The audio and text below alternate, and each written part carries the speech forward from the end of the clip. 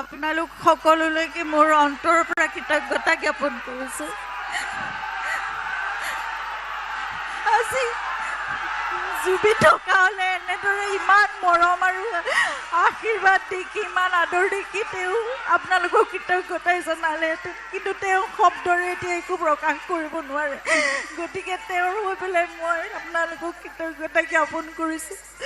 অসমৰ বিভিন্ন ঠাইৰ পৰা আপোনালোকে আহি একগোট হৈছেহি তেওঁৰ শেষ যাত্ৰাত পুনৰবাৰ মৰম শ্ৰদ্ধাঞ্জলি জনাবলৈ।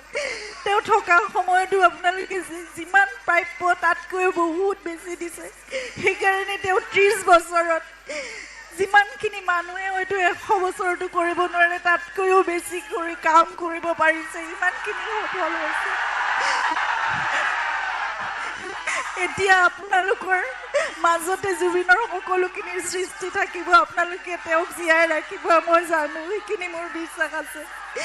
গতিকে জুবিনে সদায় সকলো একেলগ হৈ থকাটো বিচাৰে, সদায় শান্তিৰে, সদায় সুস্থিৰ, সদায় শৃংখলাবদ্ধভাৱে তেওঁ সংস্কৃতিৰ বাট মুকলি কৰিব বিচাৰে।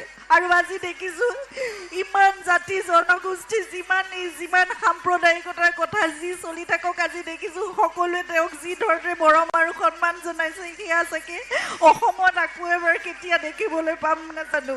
কিন্তু যিমানখিনি মৰম আপোনালোকে দিছে সেয়া জুবিনে যথেষ্ট মই জানো কৃতজ্ঞতাৰে আৰু তেওঁ সন্তুষ্টিৰে তেওঁ অসমৰ পৰা আমাৰ মাজৰ পৰা কায়িকভাৱে বিদায় লৈ যায়, যেনেকৈ যাব লাগে যাব, কিন্তু তেওঁৰ আত্মা সদায় আমাৰ লগত আছে, কাৰণ তেওঁ সদায় অসম ভাল পায়, অসমীয়া আপোনালোকক ভাল পায় বা আমাৰ মাজতে জুবিন সদায় থাকিব।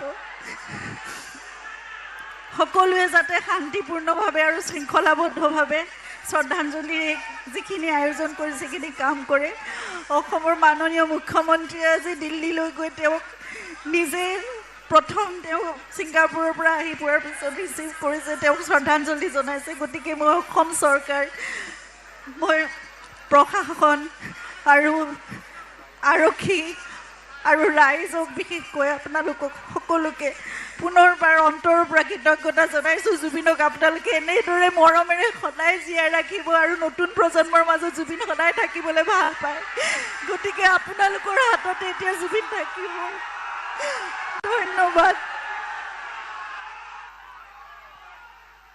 গৰিমা বৌলৈ এই মুহূৰ্তত আমাৰ ক'বলগীয়া একো ভাষা নাই। সমগ্ৰ মানৱ সমাজ আজি বাকৰুদ্ধ, শব্দ